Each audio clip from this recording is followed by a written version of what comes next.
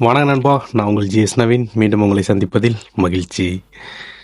லோகேஷ் கனகராஜ் மீது வன்மத்தை கக்கும் விஜய் ரசிகர்கள். இன்னொரு புறம் வீரப்பனுடைய அந்த டாக்குமெண்ட்ரி ஓடிடியில் ரிலீஸ் ஆகி பரபரப்பாக தலைவரை பற்றி எல்லாம் டிஸ்கஸ் பண்ணிகிட்டு இருக்காங்க ஒரு டாபிக். ஸோ அதையும் இந்த வீடியோவில் பேச போகிறோம். இது ரெண்டுமே பார்த்தீங்கன்னா தலைவர் ஃபேன்ஸுக்கு ரொம்ப ஒரு இம்பார்ட்டண்டான விஷயமாக தான் இருக்குன்னு நான் நினைக்கிறேன்.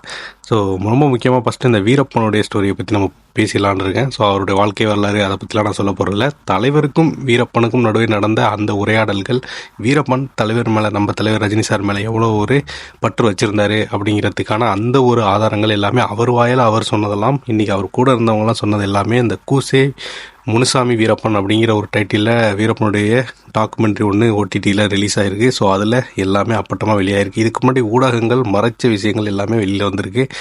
ஏன்னா நிறைய பேர் சொன்னாங்க, தலைவர் வீரப்பன் மேலே ஒரு நல்ல அபிப்பிராயம் கிடையாது, வீரப்பனுக்கும் தலைவர் மேலே, ரஜினி சார் மேலே ஒரு நல்ல அபிப்பிராயம் கிடையாது, ரெண்டு பேருமே மோதிக்கிட்டாங்க, ராஜ்குமார் கடத்தல் பின்னணியிலலாம் ரஜினிகாந்த் மேலே வீரப்பன் பயங்கர கோவத்தில் இருந்தார், இப்படிங்கிற மாதிரியான செய்திகள்லாம் உழவிக்கிட்டு இருந்துச்சு.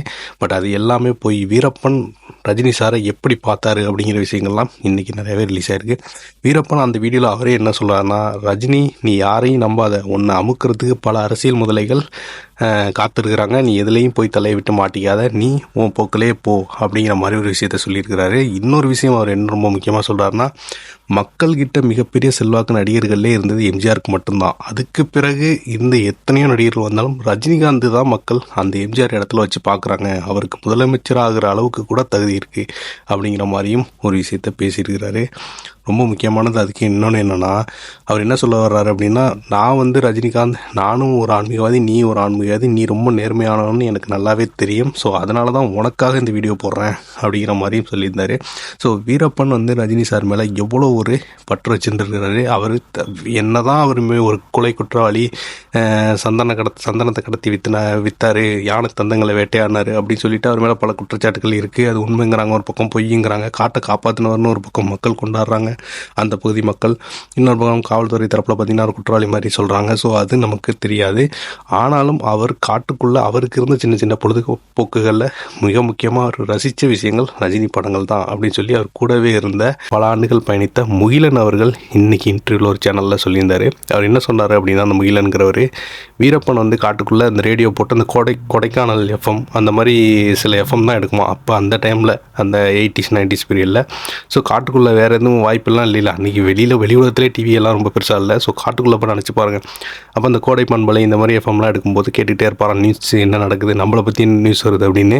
ஸோ அப்போ கேட்டுகிட்டே இருக்கும்போது சில நேரங்களில் அந்த பாடல்கள் போடும்போது ரஜினி சார் பாட்டு வந்துருச்சுன்னா வச்சுங்களேன், ஸோ இவங்கெல்லாம் கூட இருக்கிறவங்க என்னப்பா நியூஸ் முடிஞ்சிச்சு, பாட்டு போட்டாங்கன்னு கட் பண்ண போவாங்கன்னா டக்குன்னு வை ரஜினி பாட்டு ஓடுது முடியட்டும் அப்படின்னு சொல்லிட்டு மறுபடியும் அந்த பாட்டு போடுவாங்களா அப்படின்னு சொல்லிட்டு அந்த இவர்கிட்ட கேட்பாரா முகிலன்ட்ட, நம்ம என்ன டேப் ரிகார்டை வச்சுருக்கோட்டேன், இது எஃப்எம் அவங்க போடுறப்ப தான் அப்படிங்கிற மாதிரி சொல்லுவாங்களாம் வீரப்பன்ட்ட. ஸோ அந்தளவுக்கு ரஜினி சாருடைய பாட்டுனாலே அவர் அப்படி உட்காந்து கேட்பாராம். அது பிறகு ரொம்ப முக்கியமாக இன்னொன்று என்ன சொன்னாங்கன்னா, ரஜினி சாருக்கு மேலே இந்த வீரப்பனுக்கு இவ்வளோ பெரிய மரியாதையும் ஒரு அன்பு வரதுக்கு இன்னும் முக்கியமான காரணம் என்னென்னா, அந்த காட்டுக்கு வரக்கூடிய அந்த காட்டுக்கு ஒதுக்குப்புறமாக உள்ள மக்கள் வீரப்பனுக்கு நிறைய உதவி செஞ்சாங்கன்னு சொல்கிறாங்களே, அந்த மக்கள் உள்ளே வரும்போது அவங்க இந்த ரஜினி சாருடைய படங்கள் தேட்டரில் ரிலீஸ் ஆகி ஓடுறதை பற்றி வீரப்பன்ட்ட டிஸ்கஸ் பண்ணலாம்.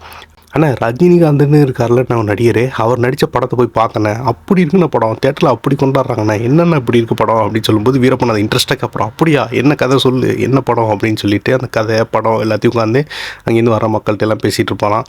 ஸோ அவருக்கு என்னென்னா, ஒரு தேட்டரில் போய் ஒரு படத்தை பார்த்தோம் ரஜினிகாந்துடைய படத்தை அப்படிங்கிற ஒரு ஆசையும் இருந்துச்சா. இன்னொன்று என்னென்னா, அவர் நக்கீரன் கோபாலுக்கிட்ட நீ ரஜினிகாந்த் அந்த காட்டுக்கு அழைச்சிட்டு வர முடியுமா அப்படிங்கிற மாதிரி ஒரு கோரிக்கையும் விடுத்தாராம். இப்போது அந்த நேரத்தில் நக்கீரன் கோபால் அவர்கள் சில அரசியல்லாம் பண்ணி அதை தவிர்த்துட்டார். ஸோ இல்லைனா தலைவரும் வீரப்பனும் சந்திக்கிறதுக்கான வாய்ப்பு நிறையவே நடந்திருக்கும். ஆனால் இன்னும் ரொம்ப முக்கியமானதுன்னா, தலைவர் வீரப்பனை நான் காட்டில் போய் பார்க்க போகிறேன்னு சொல்லி கலைஞர்கிட்ட போய் சொல்லியிருக்காரு. கலைஞரும் அதை அவாய்ட் பண்ணியிருக்காரு, வேண்டாம் அது தப்பு, ஏற்கனவே ராஜ்குமார் உள்ள கடத்தி வச்சு போட்டிருக்காங்க, நீங்களும் உள்ளே போய் உங்களையும் பிடிச்சி வச்சுட்டாங்கன்னா பெரிய பிரச்சனை ஆகிடும் அப்படின்னு சொல்லி அந்த நேரத்தில் அதை தவிர்த்துட்டாங்க. ஸோ இன்னொன்று என்ன சொன்னார் வீரப்பன்னா, ராஜ்குமாரை கடத்தினப்போ நான் ராஜ்குமாரை விடுவிக்க முக்கியமான காரணம் கருணாநிதி பேசுனதோ அந்த கர்நாடக அரசில் இல்லை கர்நாடக அரசு என்ன பேசுனதோ இல்லை. அது ஒரு புறம் இருந்தால் கூட ரஜினிகாந்த் எனக்கு ஒரு ஆடியோ டேப் அனுப்புனார். அந்த டேப்பில் அவர் என்ன சொன்னார்னா, வீரப்பா நீ வந்து ஒரு ஆன்மீகவாதி, நானும் ஒரு ஆன்மீகவாதி, உனக்குள்ளே ஒரு நேர்மை இருக்குது, எனக்குள்ளேயும் ஒரு நேர்மை இருக்குது, இது இரு மாநில பிரச்சனையாக மாறிடும். ஸோ ராஜ்குமாரை நீ அழைச்சிட்டு போயிட்ட, ஸோ அவருக்கு எந்த ஒரு சின்ன கீறல் கூட இல்லாமல் அப்படியே பத்திரமா எவ்வளோ சீக்கிரம் ஒப்படைக்க முடியுமோ ஒப்படைச்சிரு. இல்லைனா இது கர்நாடகா தமிழ்நாட்டு மாநில பிரச்சனையாக மாறி பல மக்கள் பாதிக்கப்படுவாங்க, இதை புரிஞ்சுக்கணும்னு நினைக்கிறேன் அப்படின்னு சொல்லி வீரப்பனுக்கு தலைவர் பேசி ஒரு டேப் அனுப்பியிருக்காரு நக்கீரன் கோபால் மூலமாக. ஸோ இந்த டேப்பு கேட்ட பிறகு அதுக்கு தான் வீரப்பன் எப்பா ரஜினிகாந்தே பேசியிருக்காரா அப்படிங்கிற மாதிரி சொல்லிட்டு அதுக்கப்புறம் ராஜ்குமாரை சில அரசுகள்லாம் கோரிக்கைலாம் வச்சு அப்புறம் சில கோரிக்கைகள் நிறைவேற்றப்பட்டு விடுதலை பண்ணாங்க. ஸோ ராஜ்குமாரை விடுதலை செய்கிறதுல தலைவருடைய ஆடியோவுக்கும் மிகப்பெரிய பங்கு இருக்குது அப்படின்னு சொல்லி இந்த முகிலன் வீரப்பன் கூட இருந்த பயணித்த முகிலன் அவர்கள் சொல்லியிருந்தாங்க யூடியூப் சேனலில். ஸோ இந்த வீரப்பனுடைய ஸ்டோரி வெளியாகி தலைவர் பேரும் இப்போ சோசியல் மீடியாவில் பயங்கரமாக அடிபட்டுருக்கு. தலைவரும் வீரப்பனுக்குமான அந்த நடுவில் நடந்த உரையாடல்கள் இது ஒரு புறம் இருக்க. சரி ஓகேங்க, இது அரசியல் அப்படி போயிடுவோம். சினிமாவில் என்ன நடக்குது அப்படின்னா, லோகேஷ் கனகராஜ் அவர்கள் ஒரு இன்டர்வியூ எடுத்து கொடுத்துருந்தாங்க கோபிநாத்தோடைய யூடியூப் சேனலில். விஜய் டிவி ஹோஸ்ட் இருக்கார் நீனா, அவர் ஒரு யூடியூப் சேனல் வச்சுருக்காரு. ஸோ அதில் வந்து லோகேஷ் கனகராஜ் ஒரு இன்டர்வியூ கொடுத்துருந்தாரு. அந்த இன்டர்வியூவில் அவர் என்ன சொல்லியிருந்தாருன்னா, லியோ படத்துடைய ரிலீஸ் டேட்டை போட்டுட்டு நான் படம் ஷூட்டிங் போனது என் வாழ்க்கையிலே செஞ்ச மிகப்பெரிய தப்பு, அப்படி போகவே கூடாது. ஒரு நாளும் டிலே ஆக ஆக எனக்கு அந்த ப்ரெஷர் வந்துக்கிட்டே இருந்துச்சு. படம் ரிலீஸ் ஆகுது இத்தனை நாள் தான் இருக்குன்னு சொல்லி அந்த ப்ரெஷர்லேயே என்னால் வேலை செய்ய முடியல. ஸோ அந்த படத்துடைய செகண்ட் ஹாஃபில் நிறையா பிரச்சனைகள் இருந்ததும் அந்த படம் செகண்ட் ஹாஃப் சரியில்லைன்னு நிறையா ரசிகர்கள் சொன்னதையும் நான் ஏற்றுக்கிறேன். ஸோ அதுக்கு முக்கியமான காரணம் இந்த ரிலீஸ் டேட் போட்டு நான் போனதும் அதுக்கு மூலியமாக வந்த ப்ரெஷரும் தான். ஸோ இனிமேல் வரப்போகிற படங்கள் கண்டிப்பாக நான் ரிலீஸ் டேட்டில் போட்டுட்டு படம் எடுக்க போகிறதில்ல, நல்லா டைம் எடுத்து பொறுமையாக தான் படம் எடுக்க போகிறேன். ஸோ 2 வருஷம் ஆனாலும் சரி என்னுடைய படம் இனிமேல் வரப்போகிறது அவுட்புட்டு சூப்பராக இருக்கும் அப்படிங்கிற மாதிரி சொல்லியிருக்காரு. இதன் மூலியமாக விஜய் ஃபேன்ஸ்லாம் பயங்கரமாக லோகேஷ் கனகராஜை வச்சு திட்டிகிட்டு இருக்காங்க. நாங்கள்லாம் வச்சு லியோ ஹிட்டுன்னு முட்டு கொடுத்துக்கிட்டு இருந்தால் நீ டேரக்டர் போய் இப்படி இன்ட்ரி கொடுக்குறியே. ஸோ எனிவே எப்படி பார்த்தாலுமே ஒரு டேரக்டருக்கு அந்த ஒரு ஸ்பேஸ் கொடுத்து தான் ஆகணும். அந்த ப்ரெஷர் அப்படின்னு இருந்துச்சுன்னா கண்டிப்பாக அதோடைய அவுட்புட்டு பீஸ்ட் லியோ மாதிரி தான் வரும். இதே தான் இவருக்கும் நடந்துச்சு. யார் நெல்சனுக்கும். அவர் டாக்டர் முடிச்சுட்டு வர்றாரு, வந்த உடனே பீஸ்ட் அவசரமாக ஷூட் பண்ணுறாங்க. அதுவும் ஒரு 4 மாதத்துக்குள்ளே ஷூட்டிங்கை முடித்து படத்தை 5ஆவது மாதமே ரிலீஸ் பண்ணுறாங்க. படம் மிகப்பெரிய ஃப்ளாப். அதே பார்த்திங்கன்னா ஜெயிலருக்கு நெல்சனுக்கு 2 வருடம் டைம் கொடுக்கப்படுது. அண்ணா தட்டு ஜெயிலர் நடுவில் கேப் பார்த்திங்கன்னா 2 வருஷம். ஸோ உட்காந்து பொறுமையாக ஸ்க்ரீன் பிளே செதுக்கி ஒரு படம் கொடுக்குறாரு நெல்சன். ஜெயிலர் அவுட்புட் உங்களுக்கே தெரியும், கிட்டத்தட்ட 650 கோடிக்கு மேலே வசூல் பண்ணி இந்த ஆண்டின் அதிகபட்ச வசூல் தமிழ் சினிமாவில் அதுதான் அப்படிங்கிற மாதிரி இருக்குது.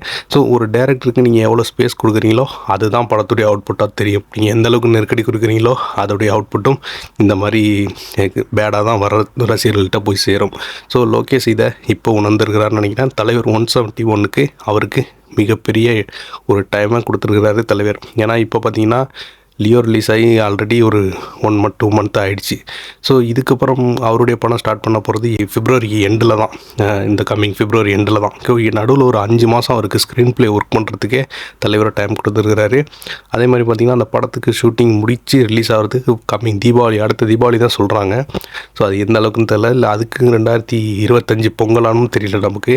ஸோ அப்படி இருக்கும்போது 1.5 வருஷம் இந்த படத்துக்காக லோகேஷ் மணிபுரிய தலைவர் டைம் கொடுத்துருக்காரு. ஸோ லோகேஷ் அதை எப்படி எடுத்துக்கிட்டு என்ன மாதிரியான அவுட்புட் கொடுக்க போகிறாரு, லியோ தனக்கு கொடுத்த அந்த கசப்பான அனுபவங்களை மாற்றி இந்த தலைவர் 171 எந்த மாதிரி கொண்டு வர போகிறாரு அப்படிங்கிறதெல்லாம் வரப்போகிற நாட்களில் தான் தெரிய போகுது. ஸோ எனிவே இந்த 2 விஷயங்கள் சோசியல் மீடியாவில் தலைவரை பற்றி பயங்கர பரபரப்பாக இந்த 2 டேஸில் போயிட்டுருக்கு. நடுவில் தலைவர் பிறந்தநாள் வந்துச்சு, வீடியோ போடலான்னு நினச்சேன். கண்டிப்பாக எதிர்பாராத விதமாக எனக்கு அன்றைக்கி ஒரு நாள் ஃபுல்லாகவே ஷிஃப்ட்டு, என்னால் எதுவுமே பண்ண முடியலை. ஸோ ஃபுல் ஷிஃப்ட் ஆகிடுச்சு அன்றைக்கி. எனிவே நம்ம எப்போயுமே இன்ஸ்டாகிராம்லாம் தலைவருக்கு வாழ்த்து போகிற மாதிரி அங்கேயும் எடிட் பண்ணி வீடியோலாம் போட்டேன். ஸோ அங்கேயும் நீங்கள் வந்து சப்போர்ட் பண்ணிங்க. யாராவது இன்ஸ்டாகிராம் இருந்தீங்கன்னா நம்ம சேனல் அங்கேயும் ஃபாலோ பண்ணிங்க. நிறையா தலைவர் குறித்த அப்டேட்ஸும் மற்ற சினிமா விஷயங்கள் எல்லாத்தையுமே நம்ம பேசுவோம். ஸ்பைசி ஜில்லியா யூடியூப்லேயும் சப்ஸ்கிரைப் பண்ணிங்க, ரொம்ப முக்கியம் அதுதான். நன்றி, வணக்கம்.